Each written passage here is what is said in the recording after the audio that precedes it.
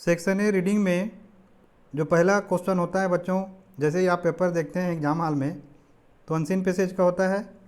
तो देखिए unseen passage को देख के अपने को डरना नहीं है। सबसे पहले क्या करना है कि सबसे पहले इसी को सॉल्व करना है, क्योंकि इसमें टाइम ज़्यादा लगता है और ये एकदम नया होता है। तो हम लोग क्या करेंगे, सबसे पहले क्वेश्चन देखेंगे, है ना। क्वेश्चन जैसे कि पहला क्वेश्चन है, बोलता है इसमें 8 क्वेश्चन सॉल्व करना है 9 में से। तो पहला क्वेश्चन है कि cite a point in evidence from the text to suggest that the writer's post जॉर्ज फियर वाज नॉट जस्टिफाइड। तो यहाँ पे एक पॉइंट जो है ना एविडेंस के फॉर्म में अपने को लेना है टेस्ट से, जिसमें सजेशन हो कि जो राइटर का जो जा है, एक फिल्म राइटर देखते हैं, हम आगे जाके समझेंगे, उसके बाद जो डर उनके अंदर में रहता है ना वो जस्टिफाइड नहीं है। तो देखिए अब क्वेश्चन हमने पढ़ लिया, तो क्वेश्चन पढ़ने के बाद जब हम पैसेज को पढ़ेंगे तो ऑटोमेटिक हमारा ध्यान किस में जाएगा, आंसर में जाएगा। तो चलिए फिर इसके आंसर को हम लोग पैसेज से ढूंढते हैं। I saw George the popular shark movie the summer it came out in 1975 and became paranoid about sharks. तो देखिए जो राइटर है ना वो एक मूवी देखते हैं जो कि एक शार्क मूवी होता है, जॉर्ज माने जबड़े, और जिस गर्मी में आया था 1975 में, जब इन्होंने इसको देखा तो इनके अंदर में एक मिथ्या भ्रम हो जाता है, शार्क के प्रति एक मन में दुर्भावना विकसित हो जाता है, एक डर पैदा हो जाता है। दो I kept swimming after George it was always with the वेग fear that a shark teeth could tug on my leg at any moment. उसके बाद भी ये, उस फिल्म को देखने के बाद भी ये तैरते रहते थे, लेकिन इनके मन में हमेशा एक डर रहता था कि जो शार्क का दांत है वो इनके पैर पे गड़ जाएगा किसी भी क्षण में। Never mind that there had been only 2 shark bites since 1900 on the Connecticut coast where I live. लेकिन उसके बाद भी देखिए यहीं पे इसका आंसर है। क्या आंसर है जो हमने क्वेश्चन पढ़ा हुआ है कि जहाँ पे रहते थे यूएसए कोस्ट में, कनेक्टिकट में, वहाँ पे 1900 के बाद में केवल 2 इंसिडेंट ऐसे हुए थे जिसमें जो है ना शार्क बाइट हुआ था। तो चलिए इसके आंसर को कैसे लिखेंगे, हम अच्छे से लिख लेते हैं। अब इसका आंसर में कि द राइटर्स पोस्ट जॉर्ज fear was not justified because there were only 2 shark attacks reported in 75 years from 1900 to 1975, so it was highly unlikely that he had anything to fear। ठीक है, तो इसमें जो राइटर का post जॉर्ज fear है ना वो जस्टिफाइड नहीं है, क्योंकि 1900 से 1975 तक 75 साल में केवल 2 शार्क अटैक हुए हैं, इसीलिए बहुत कम चांस है कि उनको कोई चीज़ के लिए डरना चाहिए। क्वेश्चन 2 है कि state any one trait of the writer that is evident from lines 5 to 10 and provide a reason for your choice. तो यहाँ पे हमको राइटर का जो एक ट्रेट, ये एक बिहेवियरल क्वालिटी है जो कि एविडेंट है लाइन नंबर 5 से 10 में, उसको यहाँ पे बताना है और साथ ही साथ एक रीज़न देना है कि हमने वो जो ट्रेट है उसको क्यों चॉइस किया। तो चलिए पहले लाइन और 5 to 10 को समझते हैं, फिर इसके आंसर को लिखते हैं। So when I got this assignment for the National Geographic magazine I decided to accept and do what I would never wanted to do, swim with the sharks। I had to go to a place in the Bahamas known as Tiger Beach and dive with tiger sharks, the species responsible for more recorded attacks on humans than any other shark except the great white। It was to be my first dive after getting certified, which meant it would be my first dive anywhere other than a swimming pool or a quarry or without a diver's cage। Most people who got wind of this plan thought I was either very brave or very stupid. तो देखिए जो question पूछ रहा है ना उसमें यहाँ पे क्या बताया गया है कि हमने जाना इस पैसेज को पढ़ने के बाद कि यहाँ पे जो राइटर है ना उस डर को छोड़ के वो नेशनल ज्योग्राफिक मैगजीन ने जो उनको असाइनमेंट दिया हुआ है उसको एक्सेप्ट करते हैं और वो डिसाइड करते हैं कि वो जाएंगे, स्विम करेंगे किसके साथ, शार्क के साथ में, क्योंकि उनके मन में शार्क के लिए एक डर बना रहता था। और वो जाते हैं बहामास में, टाइगर बीच में, और डाइव करेंगे टाइगर शार्क के बीच में। और टाइगर शार्क वो स्पीसीज है जो कि बहुत ही ज़्यादा रिस्पॉन्सिबल है ह्यूमन पे अटैक करने के लिए, ग्रेट वाइट को छोड़कर। ठीक है, और ये उनका, इसके बाद भी देखिए ये उनका फर्स्ट डाइव है ना, जब वो सर्टिफाइड हो जाते हैं उसके बाद, मतलब क्या है कि ये फर्स्ट डाइव करेंगे स्विमिंग पूल को छोड़कर, कहाँ, सीधे शार्क के बीच में, वो भी बिना डाइवर के पिंजरे के, बिना डाइवर के केज के। तो बहुत सारे लोगों ने जब इस प्लान के बारे में उनको पता चला तो उन्होंने सोचा या तो ये बहुत ही ज़्यादा साहसी हैं, बहुत ज़्यादा ब्रेव हैं, या बहुत ज़्यादा ये मूर्ख हैं। तो देखिए क्या ट्रेड पता चला हम लोगों को, आप लोगों ने समझा होगा कि ये पता चला कि उस डर को छोड़ के वो अब जाके स्विमिंग कर रहे हैं किसके साथ में, साक्ष्य के साथ में। तो इसी आंसर को यहाँ पे हमको लिखना है। तो चलिए देखिए इसका आंसर हम कैसे लिखेंगे। अब इसका आंसर कैसे लिखेंगे, देखिए the writer was courageous and experimental, कि जो राइटर है ना वो बहुत साहसी हैं और प्रयोग करने वाले हैं। Although he was aware of the fact that they were dangerous yet accepted his first assignment with National Geographic, he wasn't afraid to face his fears. यद्यपि कि वो डर रहे थे इस चीज़ को कि वो खतरनाक होते हैं टाइगर शार्क जो हैं, फिर भी वो एक्सेप्ट करते हैं अपने फर्स्ट असाइनमेंट को नेशनल ज्योग्राफी के साथ में, और वो डर से लड़ने के लिए, डर को फेस करने के लिए ना डरते नहीं हैं। क्वेश्चन थर्ड है, people thought the writer was either brave or very stupid, why did some people think that he was very stupid. तो देखिए जो लाइन नंबर 5 से 10 में हमने पढ़ा है उसमें अच्छे से समझा है कि लोग सोचे थे कि जो राइटर हैं वो बहुत ही ज़्यादा या तो साहसी हैं या बहुत ज़्यादा मूर्ख हैं।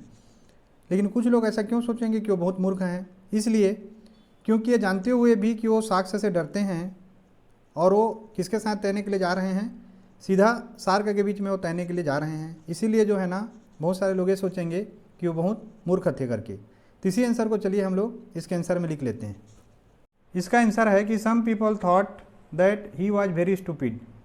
कुछ लोग सोचे थे कि वो बहुत मूर्ख थे, because he was risking his life by putting himself in a situation where he may get beat by the tiger sharks, क्योंकि वो अपने जीवन को खतरे में लगा रहे थे, दांव पे लगा रहे थे। एक ऐसे सिचुएशन पे वो जा रहे थे जहाँ पे इस चीज़ का बहुत गुंजाइश था कि वो टाइगर शार्क के द्वारा काट लिए जाते।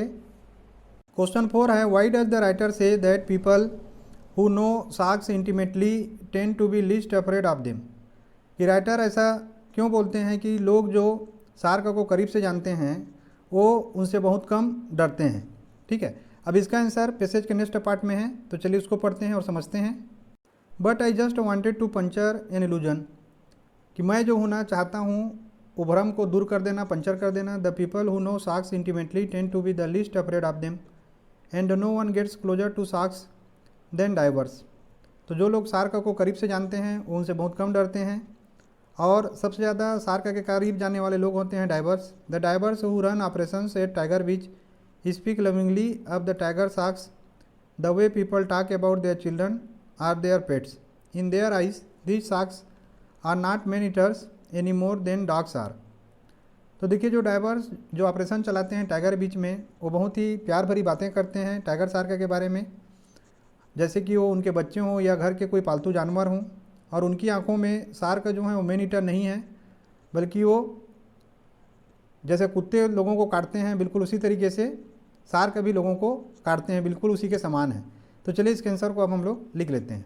इसका आंसर है कि the people who know sharks intimately tend to be least afraid of them because they were harmless and as docile as pets and not man eating predators. कि लोग जो जानते थे टाइगर शार्क को वो उनसे बहुत कम डरते थे, क्योंकि ये जो थे ना हार्मलेस थे और बिल्कुल एक पालतू जानवर की तरह थे, और ये किसी भी प्रकार से इनको नहीं बोल सकते कि मैन ईटिंग प्रेडेटर्स थे। क्वेश्चन नंबर 5 है, rewrite the given sentence by replacing the underline phrase with another one from lines 10 to 20। तो इसमें जो सेंटेंस दिया हुआ है उसमें जो अंडरलाइन फ्रेज है उसको रिप्लेस करना है, जो पैसेज का लाइन नंबर 10 है 20 के बीच में जो फ्रेज यूज हुआ है उससे। तो इसको पहले पढ़ते हैं। Some academicians think that reward as a form of discipline is a simple right or wrong issue. कि कुछ जो एकेडमिशियन होते हैं वो सोचते हैं कि जो रिवार्ड इनाम है वो एक प्रकार का अनुशासन है और बहुत ही सिंपल सही या गलत इशू है। तो चलिए पहले देखते हैं लाइन नंबर 10 और 20 को, उसमें जो है ना इस फ्रेज का सिनोनिम क्या है। The business of puncturing illusions is never just black and white. कि जो काम है भ्रम को दूर करने का वो कभी भी काला और सफ़ेद या सीधा साधा नहीं होता। तो ये जो ब्लैक एंड वाइट है ना, यही उस फ्रेज का क्या है, यहाँ पे सिनोनिम फ्रेज है, black and white. My fellow diverse have hundreds of dives under their belt and on the 2-hour boat ride to the side in the morning of our first dive, they kept saying things like, seriously, I really can't believe this is your first dive. All this was okay with me until I reached the bottom and immediately had to fend off the first tiger shark I had ever laid eyes on. However, when I watched the other divers feeding them fish and steering them gently it became easy to see the sharks in a very benign light. ठीक है, मतलब क्या है कि जो भ्रम को दूर करना जो है एकदम सीधा साधा काम कभी नहीं होता। जो इसके डाइवर्स होते हैं वो हंड्रेड्स ऑफ डाइव्स लगा चुके रहते हैं उनके बेल्ट में, और 2 घंटे के बोट राइड के बाद उस जगह पे सुबह में पहुंच जाते हैं जहाँ पे इनका फर्स्ट डाइव होना रहता है। और वो सब उनको बोलते रहते हैं कि एकदम गंभीरता से, कि ये लोग विश्वास नहीं करते रहते हैं कि ये जो राइटर है उनका फर्स्ट डाइव होता है। सब चीज़ वहाँ तक ठीक रहता है, लेकिन जब नीचे पहुँचते हैं समुद्र की गहराइयों में और अचानक से फर्स्ट टाइगर शार्क को देखते हैं तो इनकी आंखें जो है ना उनसे टकरा जाती हैं। लेकिन वो फिर देखते हैं कि जो बाकी डाइवर्स हैं उसको उनको फ़िश खिला रहे हैं, उनको प्यार से सहला रहे हैं, तो इनके लिए भी जो है ना बहुत ही ज़्यादा ईजी हो जाता है शार्क के साथ जो बिहेवियर है इन अ वेरी बिनाइन लाइट। तो यहाँ पे देखिए जो मतलब है बिनाइन लाइट का, नए प्रकाश में, मतलब अब एक नए तरीके से वो शार्क्स को देखने लगते हैं, उनकी जो भावनाएं हैं शार्क्स के प्रति वो बहुत ज़्यादा बदल जाती हैं। अब इसका आंसर है कि some academicians think that reward as a form of discipline is a simple black and white issue. ठीक है, तो देखिए बड़ा आसानी से यहाँ पे हमने इसको चेंज किया है ब्लैक एंड वाइट से। इसमें क्वेश्चन 6 है, what does the use of the phrase benign light suggest in the contest of the writers view point about the tiger sharks. तो बच्चों अभी हमने अच्छे से समझा है कि जो बिनाइन लाइट है फ्रेज का जो मतलब है उसमें क्या है कि एक नए प्रकाश में, एक नए दृष्टिकोण नज़रिए के साथ वो शार्क्स को देखने लगते हैं, क्योंकि बाकी डाइवर जब उनको खिलाते रहते हैं सहलाते हैं तो इनका जो नज़रिया है कि वो मेन ईटर्स होते हैं वो जो है ना पूरी तरह से बदल जाता है। तो हम अच्छे से समझ चुके हैं, तो चलिए सीधा इसका देखते हैं कि आंसर हम कैसे लिखें। अब इसका आंसर है the use of the phrase benign light that the writers are this killer creatures as friendly. यहाँ पे जो यूज हुआ है फ्रेज बिनाइन लाइट का, इसमें मतलब राइटर का ये था कि वो जो किलर क्रीचर थे टाइगर शार्क थे उनको काफ़ी उन्होंने दोस्ताना पाया। The tiger sharks didn't seem as frightening any more, और उनके लिए जो टाइगर शार्क्स थे वो अब खतरनाक नहीं थे, डरावने नहीं थे। तो एक नया लाइट उनके जीवन पे आया, नया लाइट उनके सोच पे आया, उसको यहाँ पे दिखाया गया है। एक नया सौम्य प्रकाश उनके सोच में बना बिनाइन लाइट के फॉर्म में, इसीलिए यहाँ पे फ्रेज यूज हुआ है बिनाइन लाइट। 7 है कि select a suitable phrase from lines 15 to 25 to complete the following sentence appropriately. I agree the team will find this experience tough but competing will be easier next time after they get this tournament. ठीक है, तो इसमें हम लोग को एक suitable phrase find out करना है लाइन नंबर 15 से 25 के बीच में, जो कि ये फॉलोइंग सेंटेंस को सही ढंग से पूरा करे। इसमें बोल रहा है कि वो एग्री कर रहा है कि उसका टीम जो है ना इस एक्सपीरियंस को काफ़ी कठिन पाएगा, लेकिन जो कंपीटिंग जो है नेक्स्ट टाइम में काफ़ी ईजियर हो जाएगा इस टूर्नामेंट के बाद में। तो इस टूर्नामेंट में क्या मिलने वाला है उनको, तो चलिए देखते हैं इसको हम लोग लाइन नंबर 15 से 25 के बीच में। अब यहाँ पे देखिए, my fellow diverse have hundreds of dives under their belt. ठीक है, तो जो उनके साथी डाइवर्स थे उनके पास जो है ना कई सौ डाइव्स का अनुभव था। तो यहाँ पे जो यूज होगा फ्रेज वो क्या होगा, अंडर देयर बेल्ट, कि अगर टूर्नामेंट का अनुभव हो जाता है तो नेक्स्ट टाइम उनको कम्पीट करना जो है ना काफ़ी ज़्यादा ईजी हो जाएगा। तो चलिए इसके आंसर को फिर हम लोग लिख लेते हैं। इसका आंसर है कि I agree the team will find this experience tough, कि वो एग्री करते हैं कि टीम को जो है ना एक जो एक्सपीरियंस है काफ़ी कठिन लगेगा, but competing will be easier next time, लेकिन अगली बार जो कंपीट करना है कंपटीशन ईजी हो जाएगा after they get this tournament under their belt. जब इस टूर्नामेंट का जो अनुभव है अंडर देयर बेल्ट का मतलब जो अनुभव एक्सपीरियंस है ना वो प्राप्त कर चुके होंगे तब।